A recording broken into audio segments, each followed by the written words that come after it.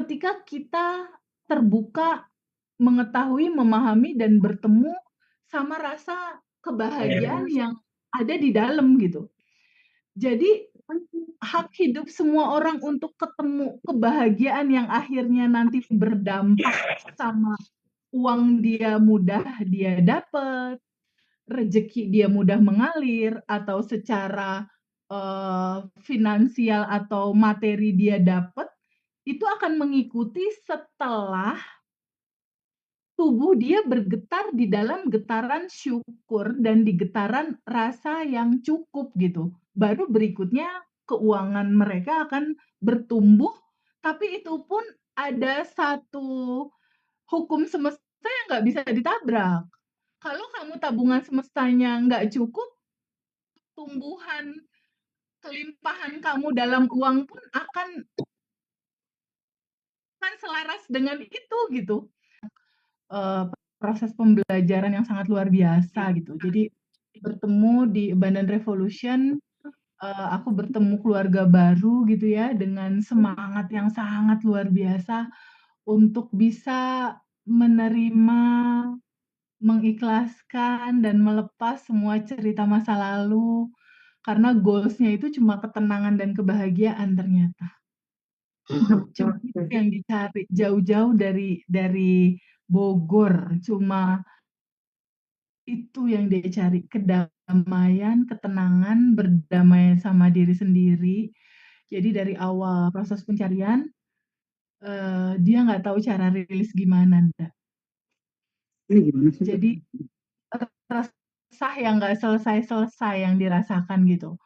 Pada akhirnya alhamdulillah Ngaji Roso menjembatani ya, begitu banyak Bener. teman-teman, terbangun gitu loh, terbangun karena kan kalau misalnya Manda, aku dan teman-teman semua merasakan, kenapa ya kisah aku yang terjadi sama dia adalah looping yang nggak selesai-selesai, Ndak.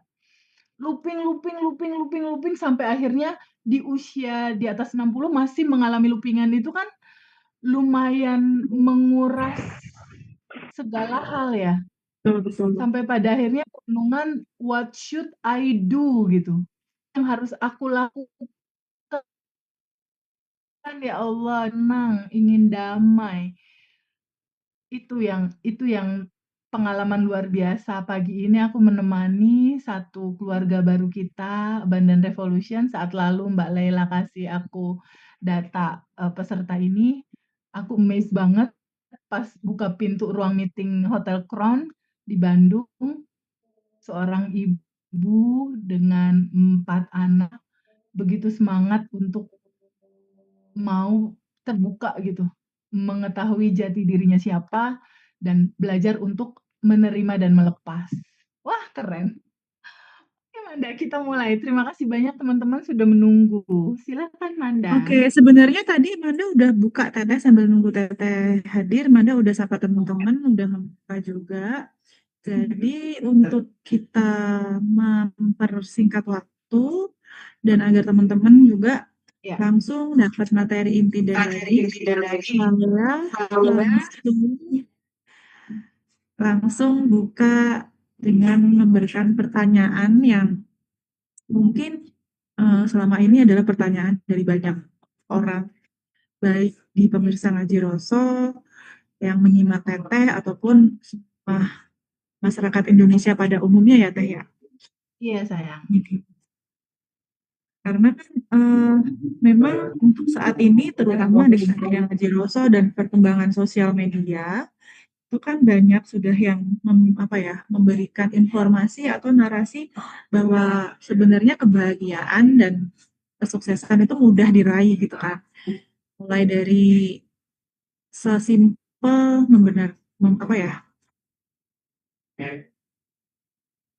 menata ulang sistem saraf atau mungkin dengan cara visualisasi atau dengan merubah mindset atau melakukan afirmasi itu nanti kehidupan tuh segera bisa berubah atau mungkin kalau dalam Abundant Revolution kan dengan melakukan quantum jam apa yang kita mau atau kesuksesan yang kita tuju tuh akan mudah dan menyenangkan untuk terjadi gitu. Tapi kan dalam kenyataannya seperti tadi yang saya Feby sampaikan, banyak orang yang susah untuk mencapai situ, masih terjadi looping atau pola berulang, masalah yang berulang dalam kehidupan kita.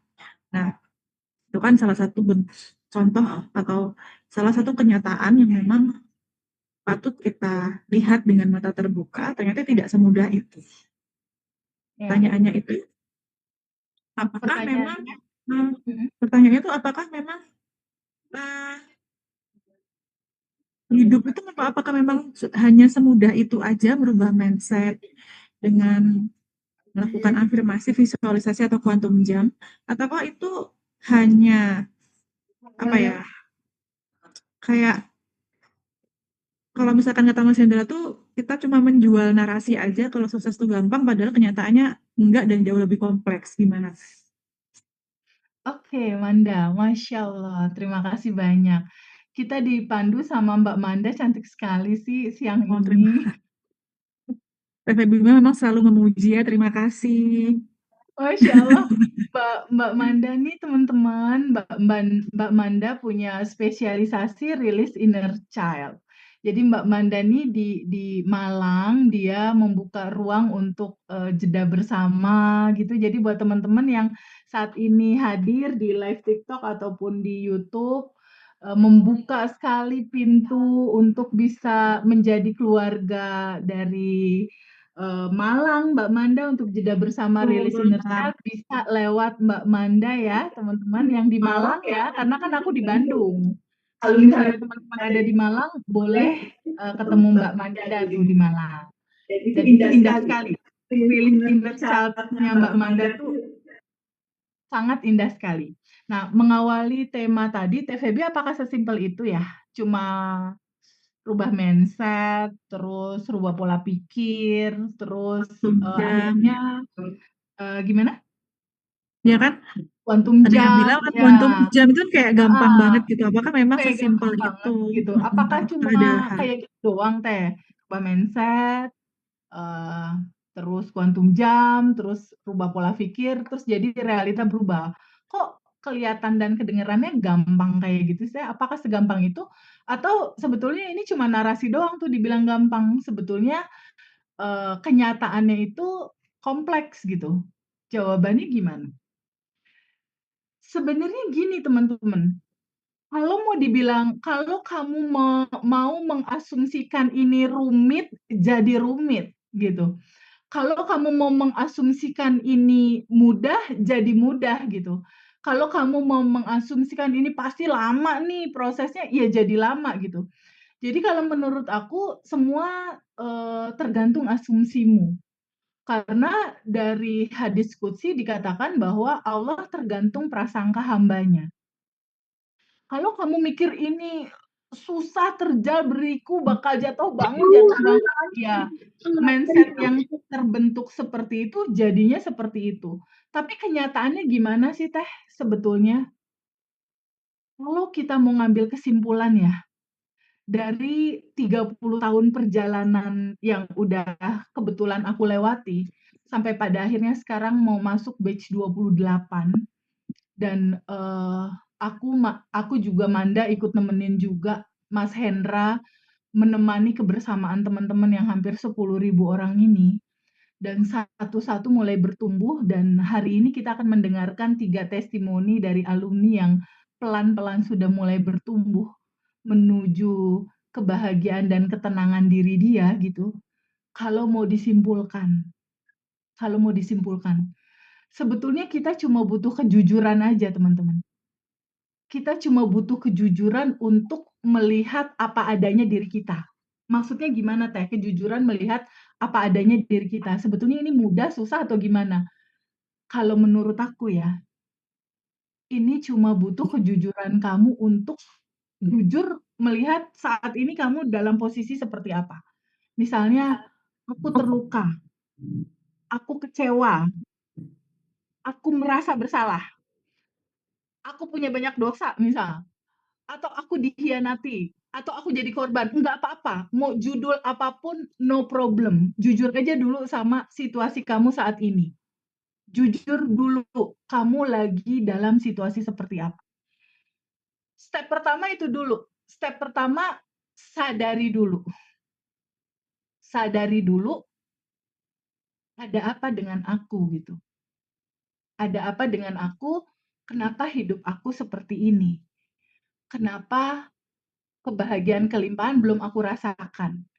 Nah, sebetulnya di titik kamu aware sama ada apa denganku, kenapa aku muter-muter dalam looping, itu udah satu tahap bagus menurutku. Kamu aware sama rasa artinya ada alarm yang mulai bunyi tuh di tubuh kamu untuk bertemu kesadaran. Ketika kamu udah nyadar, kok nggak baik-baik aja nih, aku korban nih, aku terluka nih, misalnya startnya dari situ. Apa? Jadi substansi intinya gini, substansi inti yang menjadi fakta sebenarnya adalah izinkan teman-teman terbuka untuk menerima bahwa hak hidupmu bahagia berkelimpahan itulah dirimu sebetulnya secara Mana sih? substansi. Jadi izinkan kamu terbuka untuk menyadari bahwa fitrah dirimu itu lengkap, sempurna, kebahagiaan, kelimpahan. Itu dulu pertama. Kalaupun hari ini belum seperti itu, kalaupun hari ini hancur lebur, kalaupun hari ini minus misalnya, yang penting kamu izinkan terbuka tahu dulu bahwa diri kamu yang asli itu loh gitu. Ketika kamu udah mengetahui itu, walaupun belum kamu alamin, izinkan kamu terbuka untuk mengetahui bahwa kebahagiaan dan kelimpahan itu bukan milik sebagian orang, bukan. Itu hak hidup semua orang secara rata. Jadi kebahagiaan kelimpahan itu bukan milik hanya terah orang-orang kaya aja, enggak. Itu hak hidup siapapun. Terus kelimpahan, ketenangan, kebahagiaan bukan hanya milik golongan tertentu atau orang tertentu, ah dia mau orang kaya pastilah bisa berkelimpahan, enggak. Semua bisa. Semua bisa. Siapapun bisa mencapai titik itu. Kenapa? Karena itu hak hidup kamu. Hak hidup kamu. Sama seperti kayak jadi kebaikan Allah itu memberikan privilege itu kepada setiap orang sama. Masalahnya adalah kesadaran orang-orang kesadaran orang tertentu itu tumbuh tumbuh spiritual awakening untuk menyadari siapa dirinya dan pada akhirnya dia memilih bergetar di dalam getaran frekuensi itu yang beda-beda waktunya, gitu. Oke, oke, Teh. Yang Jadi beda-beda secara nggak waktunya. langsung, Nah, yang beda-beda ini yang membuat yang lain bertumbuh cepat, yang lain lama gitu loh, Ndak. Oke, Teh. Manda Itu intinya. sekalian memperdalam tadi yang Teteh ini ya sampaikan ya. Jadi apakah menurut Teteh memang semua orang itu berhak kaya semua? Jadi semua orang di Indonesia lah ya khususnya. Itu apakah memang mereka mempunyai hak yang sama dengan kekayaan yang sama atau gimana? Kalau emang ngomongin keberlimpahan kan kebanyakan kita pasti mengasosiasikan dengan pencapaian finansial atau bagaimana yang Teteh maksud dengan keberlimpahan. Kalau kebahagiaan pasti aku rasa semua orang udah paham. Kalau itu hak setiap manusia di muka bumi ini cuma tinggal tergantung kita mindsetnya gimana memilih bahagia atau menderita kan gitu. Tapi kalau tentang pencapaian finansial, aku rasa itu yang mungkin agak-agak perlu dijelaskan sedikit. Apakah memang semua manusia tuh rata bisa kaya semua seluruh dunia atau Indonesia pada khususnya atau gimana yang Teteh maksud dengan Gini sayang, kebetulan kan aku belajar sama begitu banyak dosen ya, Geshe Michael, Lester Levinson, terus pembelajaran-pembelajaran lainnya juga ada Bob Proctor juga. Bob Proctor itu dan begitu banyak orang-orang berkesadaran lainnya bilangnya gini, Ndak, "You born rich." Jadi sedari awal kamu lahir tuh udah kaya. Jadi sedari awal kamu lahir tuh udah kaya kamu. Bibit kamu tuh udah bibit kaya gitu. Sebetulnya sedari awal orang lahir tuh udah chip kekayaan dan kebahagiaannya tuh udah melekat di tubuh dia sebenarnya. Kamu lahir udah dalam posisi yang kaya sebetulnya. Tapi substansi intinya gini, Ndak, Pemahamannya bukan dengan kita hidup lahir kekayaan rata, bukan. Materi abundant revolution itu bukan tentang uang, Ninda. Mhm, Substansi inti dari kehidupan ini kan sebetulnya kebahagiaan. mhm. Esensi kehidupan ini adalah kebebasan, ketenangan, kebahagiaan. Materi itu setelah itu sebetulnya. Jadi esensi dari hidup itu sebetulnya adanya rasa bahagia di dalam jiwa kita ketika kita terbuka, mengetahui, memahami, dan bertemu sama rasa kebahagiaan yang ada di dalam gitu. Jadi hak hidup semua orang untuk ketemu kebahagiaan yang akhirnya nanti berdampak sama uang dia dapat, rezeki dia mudah mengalir, atau secara finansial atau materi dia dapat, itu akan mengikuti setelah tubuh dia bergetar di dalam getaran syukur dan di getaran rasa yang cukup gitu. Baru berikutnya keuangan mereka akan bertumbuh, tapi itu pun ada satu hukum semesta yang nggak bisa ditabrak.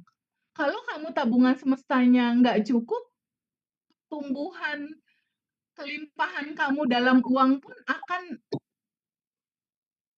selaras dengan itu gitu. Jadi kalau misal gini loh, Ndak, misalnya dia ngeluarin uang cuma 2,5% doang, pelit banget gitu. Mengalirkan uang kepada sesama atau kepada orang-orang atau kepada siapa, dia ngambil yang paling basic doang gitu. Pokoknya sebulan 2,5%. Ya kehidupan atau semesta akan ngasih segitu gitu. Yang kamu alirkan itu yang balik lagi dapet, itu udah hukum.